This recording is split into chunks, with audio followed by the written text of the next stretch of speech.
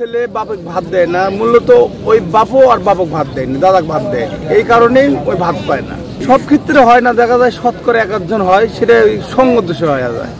মানে আপনি যেটা বলতে চাচ্ছেন যে আল্লাহ আসলে দুনিয়ার কর্ম দুনিয়াতেই সব মিটমাট করে দেয়। না, এটা আসলে অনেকটাই মানে আমি যদি আমার বাবা ভাত না দেয়, মা ভাত না দেয়, আমার ঘরে যদি আল্লাহ একটা সন্তান পাঠায়, ওই তো দেখবে এগুলো, ওই দেখে দেখে শিখে যাবে। আর তারপরে হয় কি যে দেখা যাচ্ছে যে আমার সন্তান, আমি আমার বাপ দাদাকে ভাত দিচ্ছি, আমার সন্তান আমাকে দিচ্ছে না। এটা দেখা যায় শতকরা এক একজন সঙ্গ দোষে খারাপ হয়ে যায়। কিন্তু সঙ্গটা সারাবার পারলেই তখন আর এই ঘটনাটা ঘটে না। কাজ হতো আজ হইলো, কালকে ফির বই থাকে না, এইটা এটা ফির কালকে ভাঙি খাওয়া লাগে, বুঝছো? টাকা জমা থাকে না, খাতি শেষ। তুই বলছিল খাবি কি, বসে পাবি কিন্তু তুই বাসা করা 20 টাকা। হ্যাঁ, আপনার বাসা কোথায়? পানিতলাহাট। পানিতলা। বয়স তো না হলে 60-এর উপরে। ছেলে মেয়ে নাই?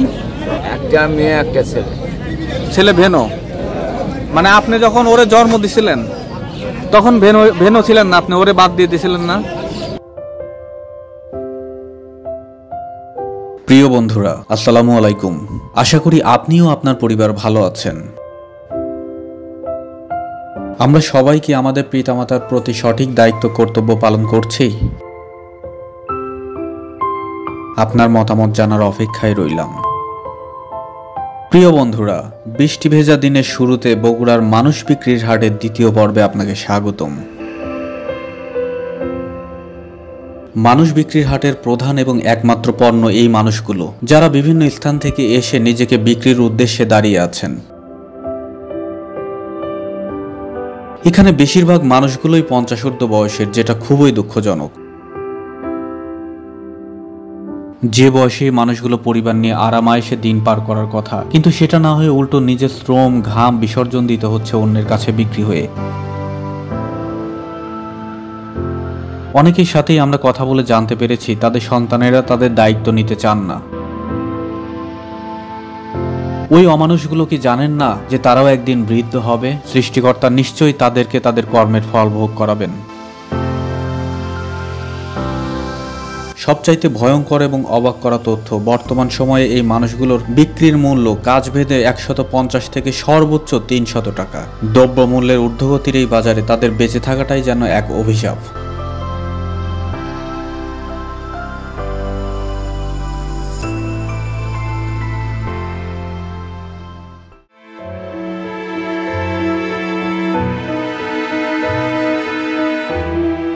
বন্ধুরা, এই মুহূর্তে আমার পাশে দেখতে পাচ্ছেন আমার শ্রদ্ধেয় 3 জন চাচা, আলমগীর চাচা, আব্দুল ফাত্তার চাচা, হজরত চাচা।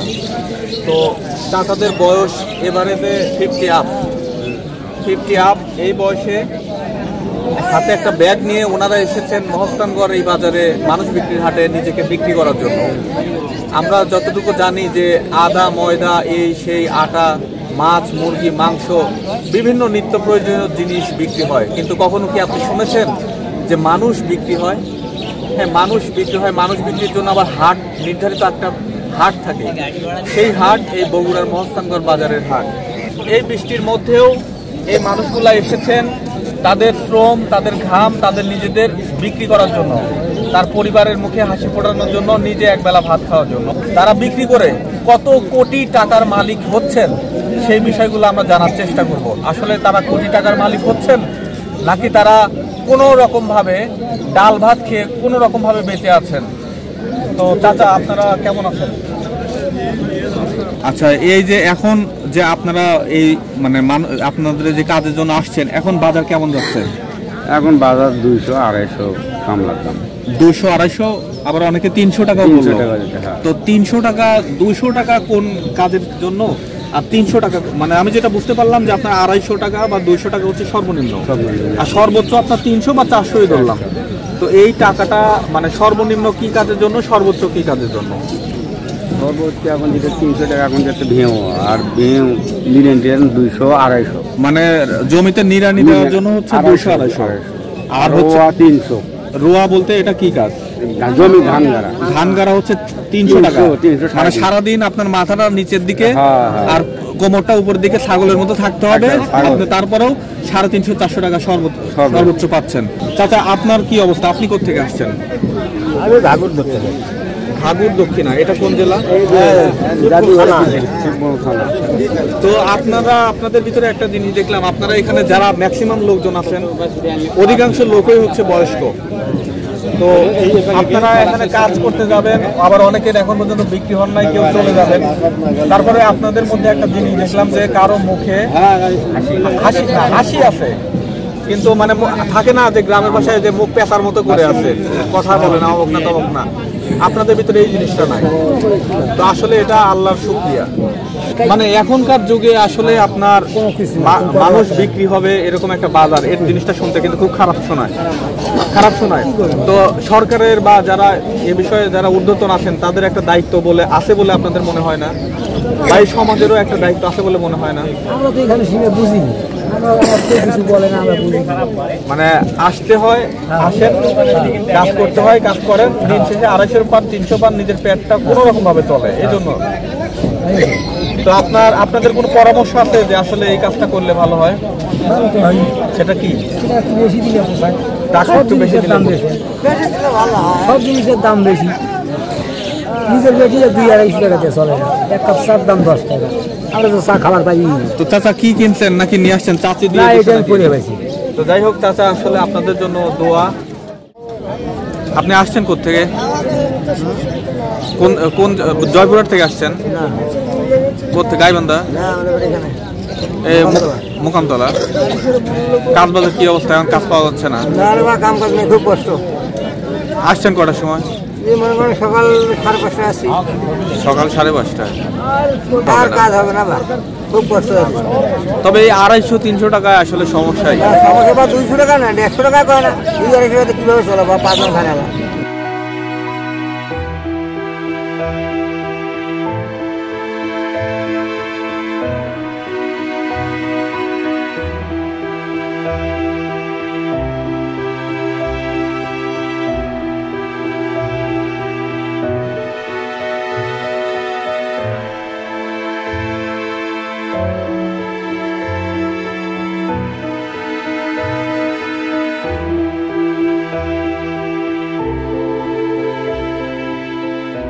আসসালামু আলাইকুম। ওয়ালাইকুম আসসালাম।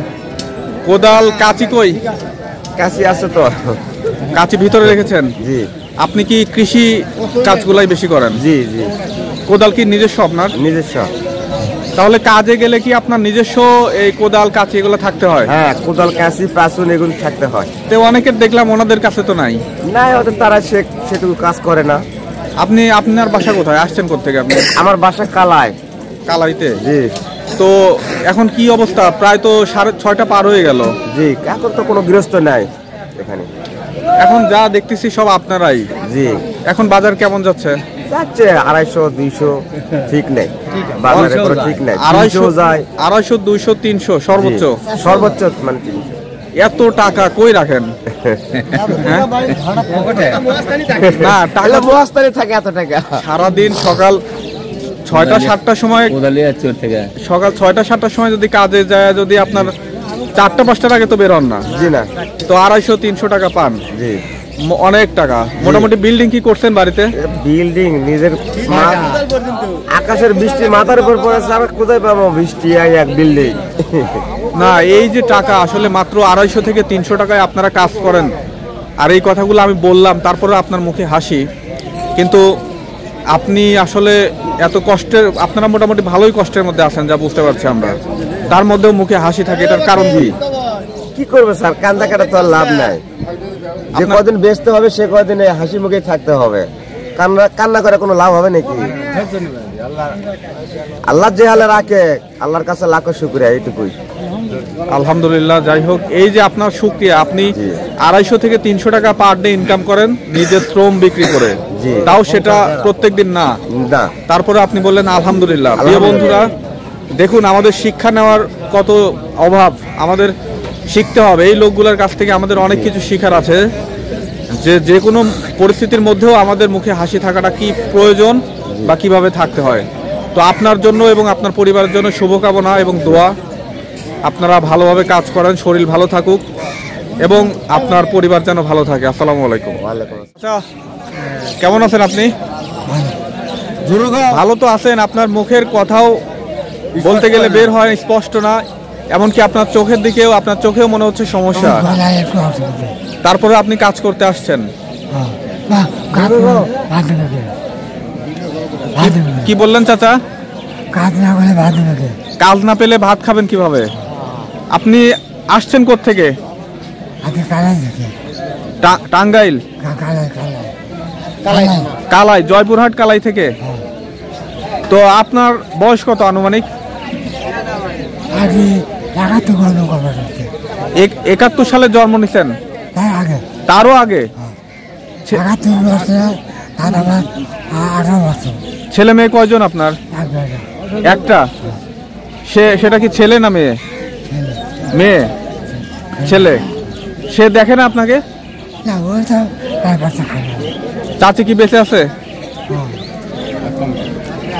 দেখুন প্রিয় বন্ধুরা, এই যে চাচা, ওনার যেটা বক্তব্য, উনি 1971 সালেরও পূর্বে জন্মগ্রহণ করেছেন, আল্লাহ পৃথিবীতে এনেছে। চিন্তা করুন যে ওনার বয়স এখন কত। চাচা, ওনার কথাও স্পষ্ট নয় এবং ওনার চোখের দিকে তাকিয়ে দেখুন, ওনার শরীরের অবস্থা দেখুন।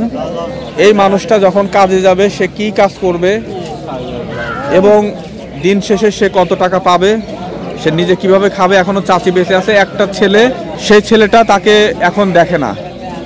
কিন্তু সেই ছেলে, আমরা যারা সন্তানরা পিতামাতাকে দেখি না, এই ভিডিওটা দেখুন। যখন আমরা পৃথিবীতে এসেছিলাম তখন আমাদের পিতামাতা আমাদেরকে কিভাবে মানুষ করেছেন, আর তারা যখন বয়স্ক হচ্ছেন, বৃদ্ধ হচ্ছেন, তাদের প্রতি দায়িত্ব আমরা কতটুকু পালন করতে পারছি।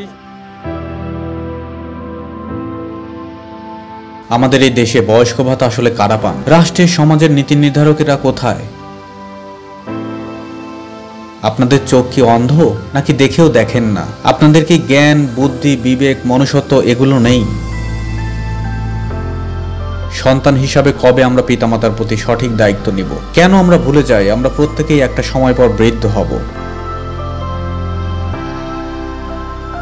সৃষ্টিকর্তা হয়তো ছাড় দেন, কিন্তু ছেড়ে দেন না।